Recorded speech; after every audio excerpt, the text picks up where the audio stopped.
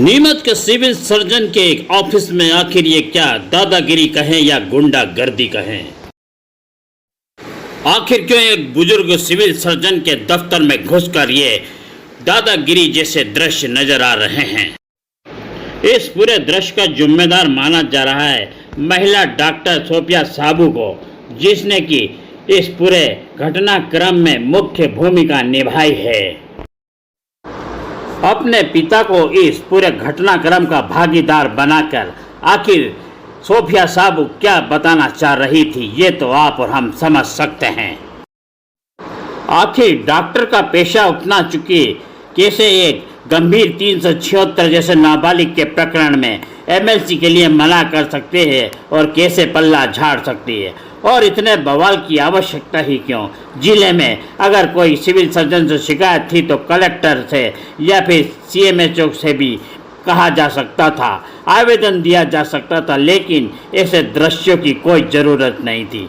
ये तो सिर्फ सिविल सर्जन को डराने धमकाने का एक प्रयास कहा जा सकता है। इस पूरे घटनाक्रम के बाद मामला कैंट थाने में जा पहुंचा। पुलिस के कर्मी, इन्वेस्टिगेशन अधिकारी जिला चिकित्सालय पहुंचे ट्रामा सेंटर और ड्यूटी पर तैनात उस समय उपस्थित अन्य कर्मचारियों के भी बयान लिए गए। देखना है कि इस पूरे घटनाक्रम में अब क्या स्थिति होती है। हमने इस पूरे घटनाक्रम में डॉक्टर मनीष यादव एवं सिविल सर्जन के भी वर्जन लिए और उनसे पूरी स्थिति जानी। आइए हम दिखाते हैं कि इन्होंने क्या कुछ इस पूरे मामले में कहा। सर, कल एक बालिका का आया था एमएलसी का, तो उसमें कुछ विवाद हुआ है, उसमें एमएलसी नहीं हो रही थी, तो क्या नियम और क्या कारण रहा सर?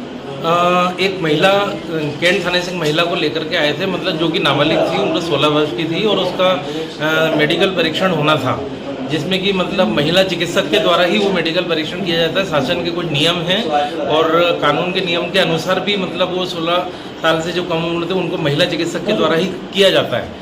चूँकि ड्यूटी पर डॉक्टर सोफिया साबू थी और उन्होंने एमएलसी करने से मना कर दिया गया, और फिर हमने डॉक्टर कदम से संपर्क किया तो उन्होंने बोला कि भाई इस नियम के तहत मैं इसमें एंटाइटल नहीं हूँ करने के, ये महिला चिकित्सक ही इसकी एमएलसी करेंगे। फिर उसके बाद हमने सीएमएचओ सिविल सर्जन को इन्फॉर्म किया। सिविल सर्जन सीएमएचओ कलेक्टर साहब से बात करके और डॉक्टर बाहेल को इसके लिए नियुक्त किया। डॉक्टर मतलब जो बाहेल मैडम है, फिर उन्होंने आकर के जावा से यहाँ पर उस महिला की एमएलसी करी। तो सर, कहीं ना कहीं सिविल सर्जन पे जो आरोप आ रहे हैं वो निराधार लगते हैं। बिल्कुल निराधार हैं। इस तरह से मतलब सिविल सर्जन के साथ जो बदतमीजी से पेश आना और मतलब वो सही नहीं है। मतलब तो सुना आपने इस पूरे घटनाक्रम में मनीष यादव आरएमओ डॉक्टर ने क्या कुछ बयां किया। अब आप समझ सकते हैं कि जावस से एक महिला डॉक्टर को आना पड़ा एमएलसी के लिए। मामला कितना गंभीर था, कितना जरूरी था। इस पूरे मामले पर पत्रकार जीएस परियार ने सोफिया साबू के जब कुछ वर्जन लाना चाहा और घटनाक्रम की सच्चाई और उनका पक्ष रखना चाहा, तो उन्होंने कुछ भी नहीं कहा और न ही इस पर कैमरे के सामने कुछ बोला। सोफिया मैडम से मिलने आए थे, लेकिन सोफिया मैडम ने जानकारी देने के लिए मना कर दिया। ये हमारे सामने बैठे हैं, लेकिन उन्होंने जानकारी देने के लिए मना कर दिया। जब सिविल सर्जन से पूछा तो उनने क्या कुछ कहा, आइए सुनते हैं। उसको लेकर एक विवाद हुआ था, क्या है पूरा?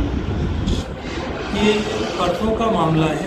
परसों की दोपहर को महिला आरक्षक जो है एक बच्ची को 376 के मामले में एग्जामिनेशन और रिपोर्ट के लिए लेकर के आई थी।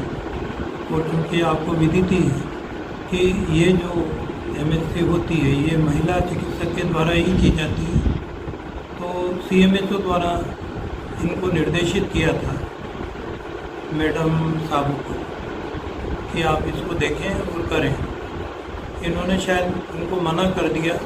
कल के दिन सुबह की बात है, इनसे फिर कहा गया कि ये एमएलसी पड़ी हुई है, इसको आप कर दीजिए, तो इन्होंने मना कर दिया। और ये बात शायद आरएमओ साहब के यहाँ पर थी। वहाँ से ये मेरे पास में आई, यहाँ जहाँ पर आप मेरा वो ले रहे हैं बाइक 6 नंबर कमरे में। तो यहाँ मेरे से आकर के गुस्से के अंदर बोली कि मैं नहीं करूँगी, ये काम नहीं करूँगी। तो मैंने उनको समझाया कि ये काम अपने इमरजेंसी के हैं, अपनी ड्यूटी के हैं, अपन नहीं करेंगे तो कौन करेगा? महिला चिकित्सक आप ही हो और आप ही के द्वारा ये काम किए जाना है। इन्होंने उसके लिए मना किया और बोले कि सभी काम मैं करती हूँ, डॉक्टर कदम के द्वारा कोई काम किया नहीं जाता और सारी चीज़ें मेरे ऊपर ढोल दी जाती हैं। तो मैंने इनको बोला कि भाई अगर यदि ऐसी बात है तो एक इंक्वायरी लॉन्च करी है CMHO साहब ने, उसमें अपनी सब चीज़ों को जवाब देना। तो यहाँ पर आकर के आप इस तरह से मत बात करें। उनका जो बात करने का यहाँ तरीका था वो बहुत एग्रेसिव था। एक वरिष्ठ से किस तरह बात की जाती है उन्हें इस चीज़ का भान ही नहीं है। इन सारी चीज़ों को लेकर के उन्होंने पुनः मेरे से ये बात करनी चाहिए। तो मैंने उनको समझाया कि ये OPD है, OPD के अंदर लोग बाग हैं, यहाँ पर आप इस तरह से बात करेंगे, महिला चिकित्सक हैं इसी यहाँ की अस्पताल की, और इतनी एग्रेसिव होकर के आप बात कर रही हैं, ये उचित नहीं है, आप यहाँ से बाहर जाएं, अपना काम करें। वो उस चीज़ के लिए नहीं मानी। तो फिर मैंने उन्हें पुनः बोला कि आप यहाँ से इस कमरे से आप चले जाइए और यहाँ पर OPD है, OPD चलने दीजिए। ये जब आपकी जांच होगी उस ड्यूरेशन में आप ये चीज़ें कहिए कि मेरे को ये प्रॉब्लम है। तो उनको शायद ये चीज़ें बुरी लग गई, तो बड़ी ज़ोर से रोती हुई गई और अपने पिताजी को लेकर के भी आई कि मेरे साथ में अभद्र व्यवहार किया। जबकि अभद्र व्यवहार तो उनके द्वारा किया गया। जिस तरह से बातचीत करना चाहिए एक सिविल सर्जन से एक मेडिकल ऑफिसर को, वो सारे प्रोटोकॉल उन्होंने तोड़ दिए। OPD के अंदर हल्ला करना शुरू किया और उनके पिताजी ने यहाँ आकर के और बदतमीजी से मेरे से बात करें कि तुम कौन होते हो मेरी बच्ची को ये करने वाले, ये कोई ऐसी तो नहीं है। तो मैंने कहा कि आप भी तो मेरे से इसी तरह बात कर रहे हैं कि मैं कोई गया गुजरा आदमी हूँ, सिविल सर्जन से किससे बात की जाती है, आप भी सीखिए। उन्होंने मेरा टेलीफोन ये जो मेरे हाथ में था ये उठा करके ले लिया। मैं देखता हूँ, आपको समझा दूंगा, मेरे से पंगा लेना बहुत मुश्किल पड़ेगा। फिर पता लगाया कि बोले ये बिल्डर हैं यहाँ के, कोई नामी गिरामी पैसे वाला आदमी है। तो हो सकता है भाई ये इस तरह वो पहली बार मेरे कमरे में आई है और जिस तरह से उन्होंने अभद्रता करी है वो करी है। तब भी मैंने उनको ये नहीं कहा है कि आप ये काम करो। मैंने उनको यही बोला है कि जो चीज़ अपने को करना चाहिए और जहाँ आपको कहना है वहाँ पर आप कहिए। ऐसी स्थिति में अभद्रता उनके द्वारा की गई है मेरे को, और शासकीय काम के लिए ही RMO ने और CMHO ने इनको बोला है। मैंने तो उनको यहाँ पर आई थी तब भी नहीं बोला कि आप क्या करना है क्या नहीं करना है। तो ये चीज़ें उचित थोड़ी है। जो काम उनको है उनका करना है, उनकी ड्यूटी में जो इमरजेंसी का है, जो कोर्ट से लगा हुआ काम है, उसके अंदर अगर यदि इस प्रकार मेरे को करना पड़ेगा, RMO को करना पड़ेगा और CMHO को करना पड़ेगा जो रूटीन के काम है, इस तरह से इनको बुला करके और इनको कह करके करवाना पड़ेगा तो फिर संस्था ही नहीं चलती।